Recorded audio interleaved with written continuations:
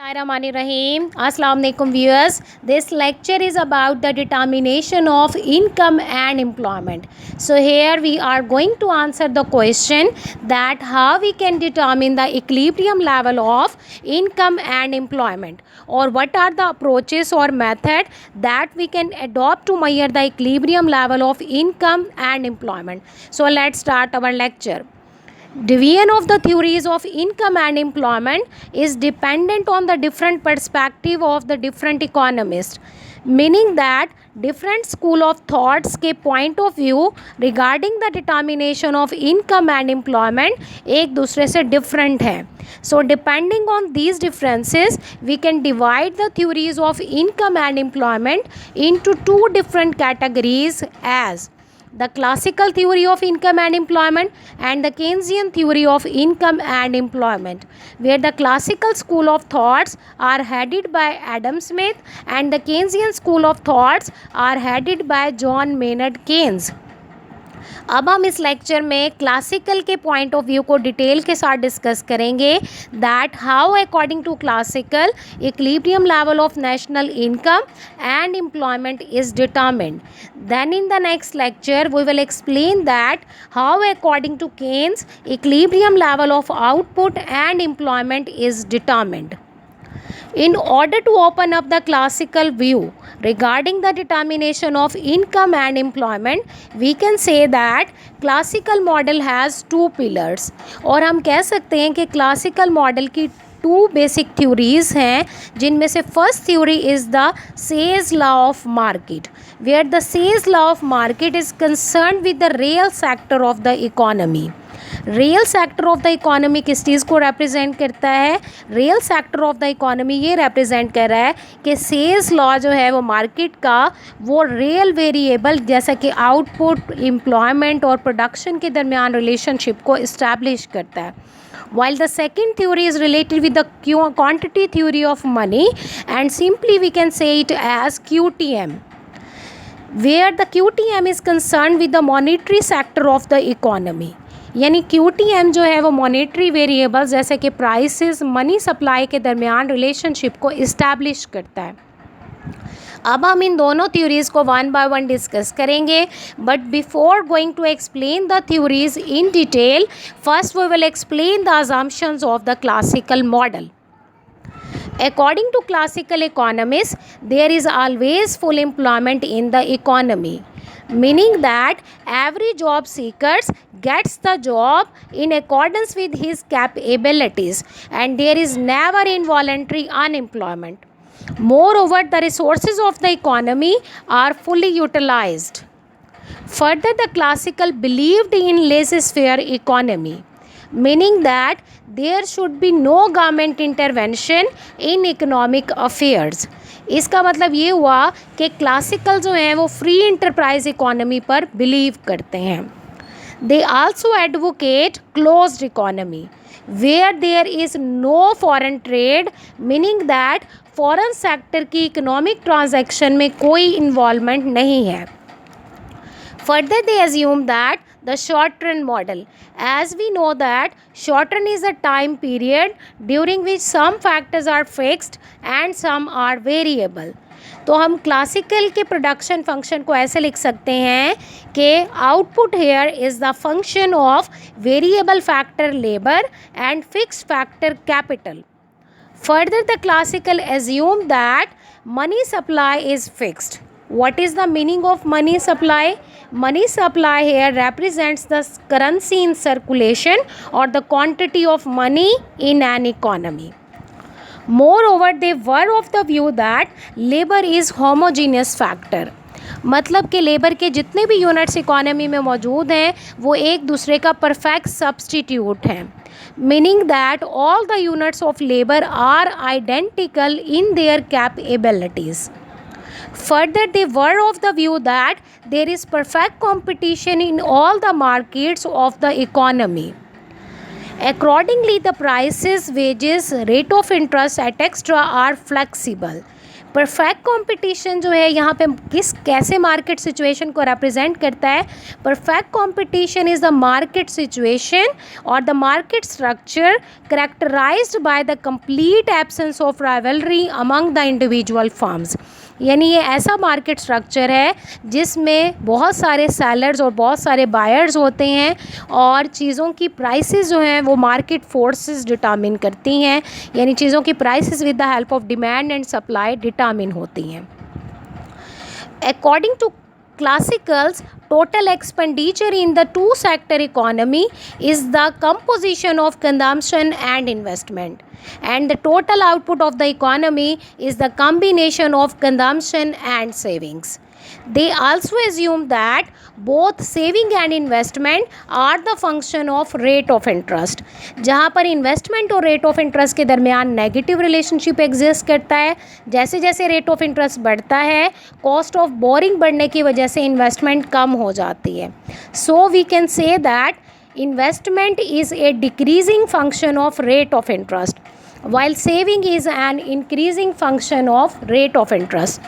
Now we will explain the Say's law of market. J.B. Say's was the follower of Adam Smith. He widely diffused the ideas given by Adam Smith. The Say's law is as supply creates its own demand.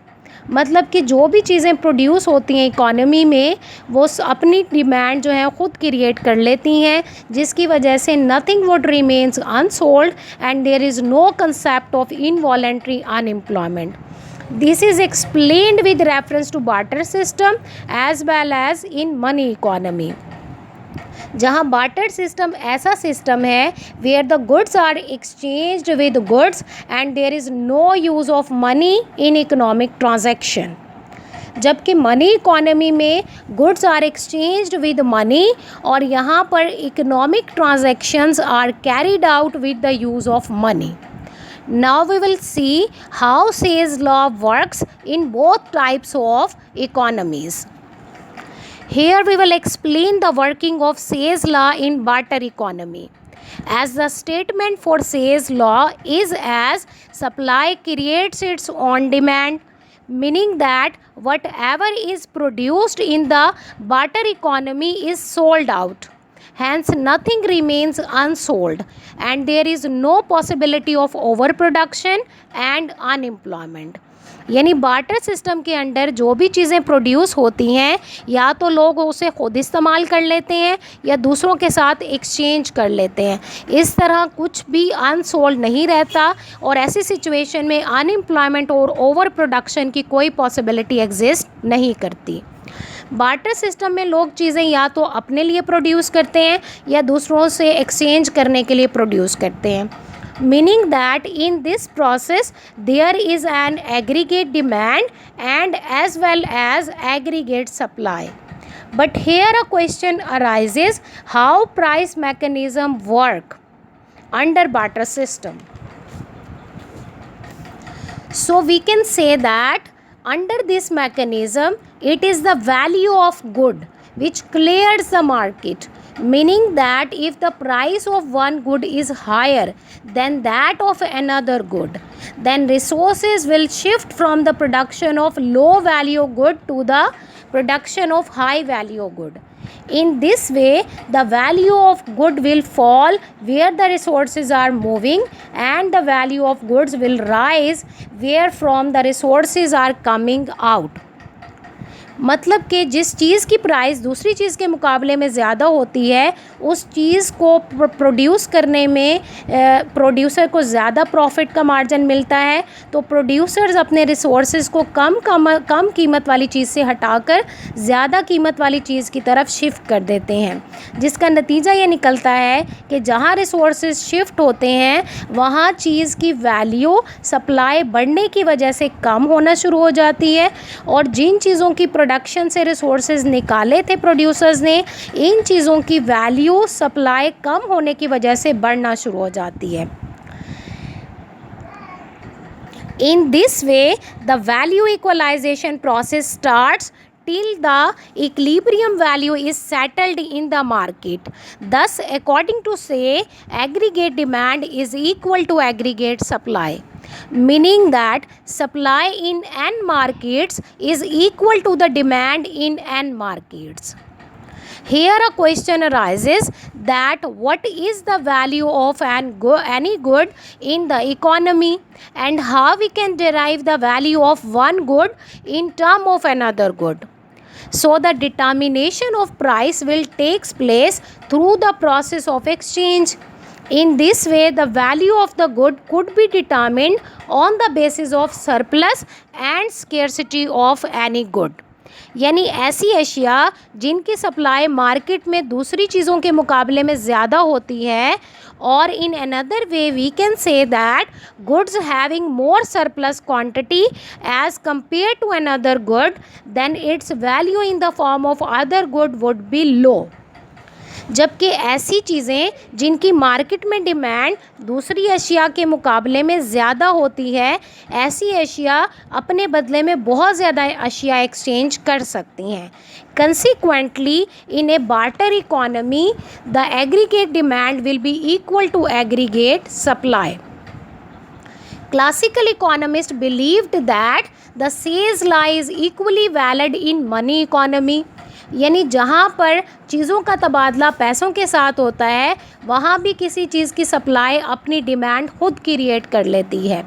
This is explained as in the money economy when person produce the goods and services they will earn money.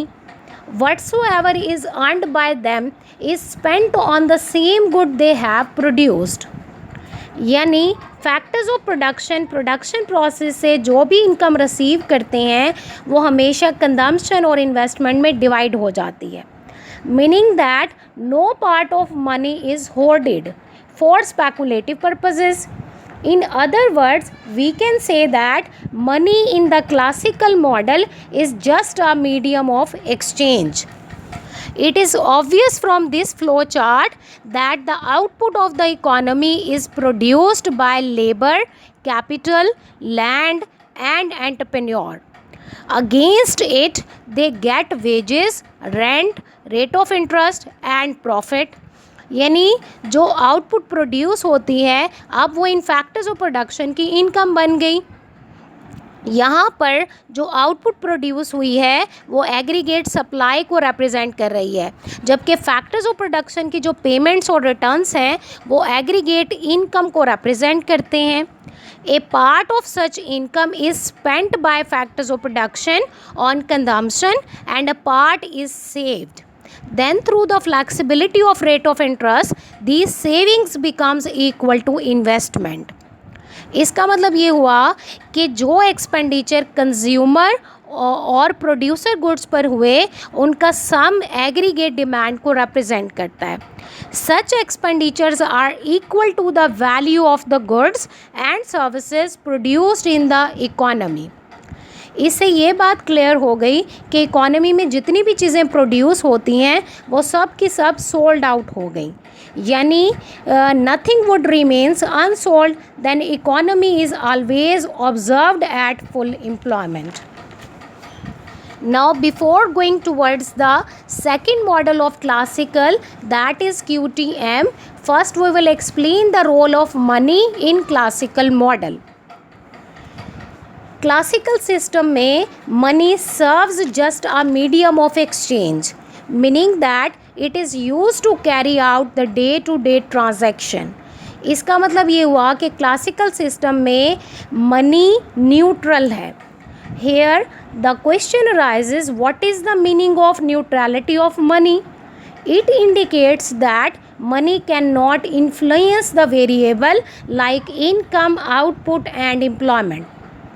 जबकि monetary variables को money affect कर सकती है. Monetary variable से मुराद जैसे कि prices हैं, monetary wages हैं, इनको मनी सप्लाई अफेक्ट कर सकती है. Thus, according to classical economists, price level is the function of money supply, where M represents the money supply or quantity of money. For this, they have presented the quantity theory of money. It can be stated as double the money supply, double will be the level of prices. Thus, any change in quantity of money brings a proportional change in price level. इसको हम equational form में इस तरह से represent कर सकते हैं कि इक्वेशन ऑफ एक्सचेंज ये कहलाती है MV is equals to PY। ये इक्वेशन ऑफ एक्सचेंज जो है रिप्रेजेंट कर रही है, यहाँ पर M जो है वो रिप्रेजेंट कर रहा है इस इक्वेशन ऑफ एक्सचेंज में मनी सप्लाई को या क्वांटिटी ऑफ मनी को, जबकि V यहाँ पे वेलोसिटी ऑफ मनी को रिप्रेजेंट कर रहा है, meaning that how many times a coin changes hand. P here represents the price level and Y here represents the output in the economy. Now we will prove the statement of QTM with the help of an example. यहाँ हमने assume किया है कि money supply जो है उसकी value 100 है, velocity की वैल्यू 3 है और आउटपुट जो प्रोड्यूस हो रही है इकोनॉमी में उसकी वैल्यू 50 है. We can solve the equation of exchange for price level as P is equals to MV over Y. Now by substituting the values for M, V and Y, we can get the prices as equal to 6. अब हम money supply को double करके देखते हैं कि price level में क्या change आएगा.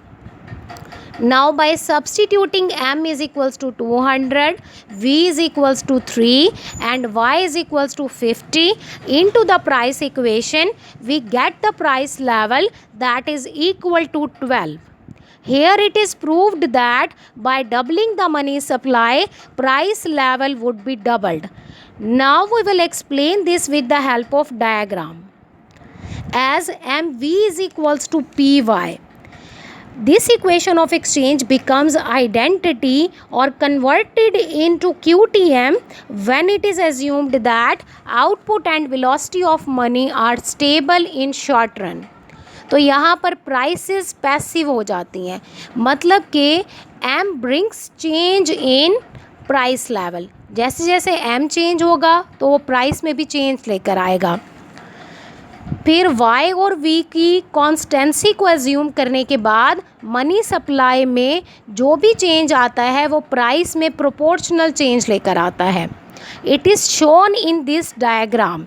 यहाँ A पॉइंट पर M1 V बार बराबर है P1 Y बार के. This means that if the level of output is Y bar and level of price will be P1, ताकि दोनों का जो प्रोडक्ट है वो एक्सपेंडिचर के बराबर हो जाए. एक्सपेंडिचर यहाँ पर M1V बार को रिप्रेजेंट कर रहे हैं, जैसे कि आउटपुट Y बार पर फिक्स्ड है because of the existence of full employment level of output. तो यहाँ मनी सप्लाई में इजाफा प्राइसेस में बराबर इजाफा लेकर आएगा, जैसे कि M2V बार ने प्राइसेस को बढ़ाकर डबल करके P2 कर दिया, जिसकी वजह से MV कर्व ऊपर की तरफ शिफ्ट हो गया. जैसे कि इस डायग्राम में ये जो ब्लू लाइन है ये शिफ्ट कर गई है ऊपर की तरफ, जो शो कर रही है कि मनी सप्लाई डबल होने की वजह से प्राइस लेवल भी क्या हो गया है, डबल हो गया है. इस इक्वेशन में ये जो इक्वेशन ऑफ एक्सचेंज है यहाँ पर MV जो है वो डिमांड फॉर मनी को रिप्रेजेंट कर रहा है, while PY is representing the supply of money.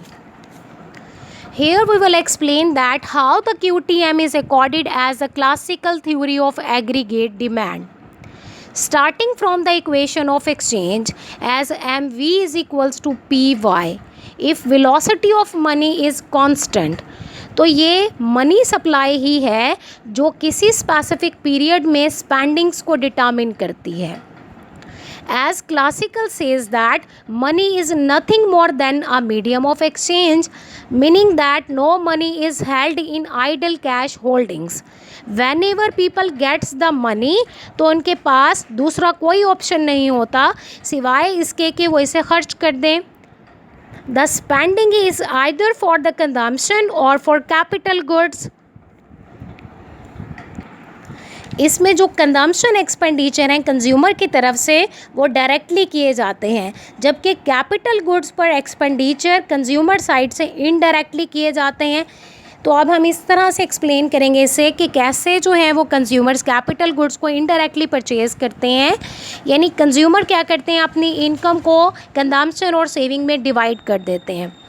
इनमें से जो ये सेविंग्स होती हैं उसको बैंक में डिपॉजिट करवा देते हैं, जहाँ से प्रोड्यूसर इसे कर्जे की शक्ल में उधार लेकर कैपिटल गुड्स पर खर्च कर देते हैं।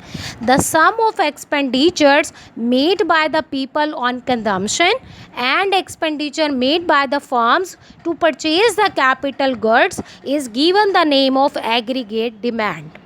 Thus, the QTM also throws light on aggregate demand of the economy. कि जब भी मनी सप्लाई चेंज होती है then there will be a change in aggregate demand, और ये चेंज बराबर होता है change in money supply multiplied by the constant velocity of money. तो हम कह सकते हैं कि इक्वेशन ऑफ एक्सचेंज के लेफ़्ट हैंड साइड जो टर्म है वो मनी डिमांड और एग्रीगेट डिमांड को रिप्रेजेंट करती है, जबकि right hand side term money supply और एग्रीगेट सप्लाई को रिप्रेजेंट कर रही है. Here we are going to explain the criticism on classical theory of income and employment made by John Maynard Keynes. The criticism levied against classical theory is as possibility of overproduction. Sales law of market के accordingly supply creates its own demand. यानी economy में जो भी कुछ produce होता है वो sold out हो जाता है. जब कुछ भी अनसोल्ड नहीं रहता then there will be no possibility of over production and unemployment. But the first slap on the mouth of सेल्स law was observed during 1930s great depression, when markets were flooded with goods and people are incapacitated to purchase such all. Accordingly, sales law and market economy becomes dubious. Keynes ने इसकी explanation ऐसे की है कि जब factors of production को remuneration मिलता है उनकी सर्विसेज के अगेंस्ट, तो इसकी क्या गारंटी है कि वो सारी की सारी अर्निंग्स उसी चीज़ पर खर्च कर देंगे जो उन्होंने प्रोड्यूस की है, बल्कि वो इन अर्निंग्स का कुछ पार्ट सेव कर लेते हैं, जिसको इन्वेस्टमेंट अपॉर्चुनिटीज़ में कमी होने की वजह से वो चैनलाइज नहीं कर पाते. ऐसी सिचुएशन में इकोनॉमी में चीज़ें अनसोल्ड रह जाती हैं. जब चीज़ें अनसोल्ड रहती हैं तो प्रोड्यूसर्स को लॉसेस फेस करना पड़ते हैं. जब प्रोड्यूसर्स को लॉसेस फेस करना पड़ते हैं तो फर्दर इन्वेस्टमेंट जो है वो इससे डिस्करेज हो जाती है. इन्वेस्टमेंट कम होने की वजह से इनकम और एम्प्लॉयमेंट में कमी वाक़या हो जाती है. जब इनकम और एम्प्लॉयमेंट कम होती है इसका मतलब ये हुआ कि ये जो इनकम और एम्प्लॉयमेंट में कमी आई है इसका रीज़न क्या हुआ, डेफिशिएंसी ऑफ डिमांड, कि डिमांड कम होने की वजह से चीज़ें जो हैं वो अनसोल्ड रह गई. तो जब ऐसी सिचुएशन होती है तो इकोनॉमी डिफ्लेशन और अनएम्प्लॉयमेंट को एक्सपीरियंस करता है, जैसे कि 1930s के ग्रेट डिप्रेशन में हुआ. Next criticism raised by Keynes was related with the equality of saving and investment. जैसा कि क्लासिकल का मानना था कि ये फ्लेक्सिबिलिटी ऑफ इंटरेस्ट रेट है जो सेविंग और इन्वेस्टमेंट में इक्वालिटी क्रिएट करता है, और ये इक्वालिटी फुल एम्प्लॉयमेंट पर होती है. But Keynes objects this proposition. He says that savers and investors are two different classes, जिनके motives और incentives एक दूसरे से different हैं. अगर इकोनॉमिक सिस्टम बहुत कॉम्प्लिकेटेड हो तो इस बात की कोई गारंटी नहीं है कि सेविंग्स हमेशा इन्वेस्टमेंट के बराबर होंगी. अगर कभी इकोनॉमी में इस तरह की सिचुएशन फेस करे कि सेविंग्स जो है वो एक्सीड कर जाए इन्वेस्टमेंट से, तो इसके नतीजे में कंजम्पशन कम हो जाता है. जब कंजम्पशन कम होगा, as consumption is the part of aggregate demand, तो एग्रीगेट डिमांड भी कम हो जाएगी, और एग्रीगेट डिमांड में कमी इकोनॉमी में ओवर प्रोडक्शन लेकर आएगी, जिसकी वजह से प्रोड्यूसर्स को लॉसेस फेस करना पड़ेंगे. Resultantly economy will experience both unemployment and deflation. Next objection or the next objection pointed out by the Keynes is about the hoarded money. सेल्स लॉ के अकॉर्डिंग फैक्टर्स ऑफ प्रोडक्शन जो भी earn करते हैं वो directly या indirectly circulation में आ जाता है, जिसकी वजह से कोई भी चीज़ अनसोल्ड नहीं रहती और इकोनॉमी में अनएम्प्लॉयमेंट और ओवर प्रोडक्शन जैसी डिस्टर्बेंसेस क्रिएट नहीं होती। But according to Keynes, in certain cases the act of holding may be economic. जैसे कि लोग जो हैं स्पेकुलेटिव पर्पसेस के लिए कैश अपने पास रखना चाहते हैं ताकि वो प्राइसेस ऑफ बॉन्ड्स में फ्लक्चुएशन से फ़ायदा हासिल कर सकें। तो जो कैश लोग स्पेकुलेटिव पर्पसेस के लिए अपने पास रखते हैं, ये कैश सर्कुलेशन में नहीं आता, जिसकी वजह से चीज़ें अनसोल्ड रह जाती हैं, जिसका मतलब है ओवर प्रोडक्शन और अनएम्प्लॉयमेंट जो है वो इकोनॉमी में क्रीप कर जाता है। Next objection raised about the constancy of velocity of money. Classical के according velocity of money constant रहती है। ट्रेडिशन, कस्टम्स और फैशन जो है वो लोगों का कंजर्वेटिवनेस की वजह से वेलोसिटी ऑफ मनी कांस्टेंट रहती है, as money is just demanded to carry out the day to day transaction. लेकिन केन्स ने स्पेकुलेटिव डिमांड फॉर मनी का कंसेप्ट इंट्रोड्यूस करवाया, जिसकी वजह से लोग स्पेकुलेटिव पर्पसेस के लिए कुछ जो है कैश अपने पास रखना चाहते हैं। ऐसी डिमांड फॉर मनी की वजह से वेलोसिटी ऑफ मनी कांस्टेंट नहीं रहती, क्योंकि डिफरेंट टाइमिंग में स्पेकुलेटर्स की डिमांड फॉर स्पेकुलेटिव पर्पसेस जो है वो डिफरेंट होती है। लोग जो कैश अपने पास स्पेकुलेटिव पर्पसेस के लिए रखते हैं, इसकी वेलोसिटी ज़ीरो होती है, जिसकी वजह से एग्रीगेट वेलोसिटी ऑफ मनी कम हो जाती है। इसीलिए क्लासिकल के अकॉर्डिंग मनी डिमांड जो है वो स्टेबल रहती है, जबकि केन्स के according it is unstable. Further Keynes criticise the classical model on the basis of existence of perfect competition in all markets. जैसा कि क्लासिकल ने एज्यूम किया था कि ये प्राइसेस, रेट ऑफ इंटरेस्ट और वेजेस की फ्लेक्सिबिलिटी है जो ऑटोमेटिकली इकोनॉमी को फुल एम्प्लॉयमेंट पर एडजस्ट कर देती है। लेकिन केन्स के अकॉर्डिंग कंजम्पशन और सेविंग रेट ऑफ इंटरेस्ट के अलावा इनकम पर भी डिपेंड करते हैं। जब इनकम इंक्रीज़ होती है तो सेविंग भी बढ़ जाती हैं। जब सारे के सारी इंक्रीज्ड इनकम खर्च नहीं होती तो एग्रीगेट डिमांड कम हो जाती है, जो इकोनॉमी में अनएम्प्लॉयमेंट और ओवर प्रोडक्शन जैसे डिस्टर्बेंसेस को क्रिएट कर देती है। Moreover, Keynes criticized the classical theory on the basis of the existence of full employment. The capitalism operates under price mechanism and the motive of self-interest. हमारी economies की जो recurring feature है वो trade cycles हैं, जो या तो shortages create कर देते हैं गुड्स की या अबेंडेंस क्रिएट करते हैं इकोनॉमी में गुड्स की। ऐसे इकोनॉमिक सिस्टम में रिसोर्सेज जो हैं वो मिस एलोकेट किए जाते हैं और इनकम की डिस्ट्रीब्यूशन भी अनइवन होती है। यहाँ पर सोशल और प्राइवेट बेनिफिट्स में डिफरेंस होता है। तो ऐसी सिचुएशन में our economies will hardly moves towards full employment. Against classicals, Keynes and his followers are of the view that to remove such type of unemployment or for the sake of economic stabilization, state should interfere in economic affairs. वो कहते हैं जैसा कि traffic signal जो हैं वो ज़रूरी होते हैं ट्रैफिक को कंट्रोल करने के लिए, इसी तरह से गवर्नमेंट की इंटरफेरेंस जो है इकोनॉमिक अफेयर्स में ज़रूरी है स्टेबलाइजेशन क्रिएट करने के लिए। In the next lecture, we will explain the Keynesian perspective regarding the determination of income and employment. Thanks for watching.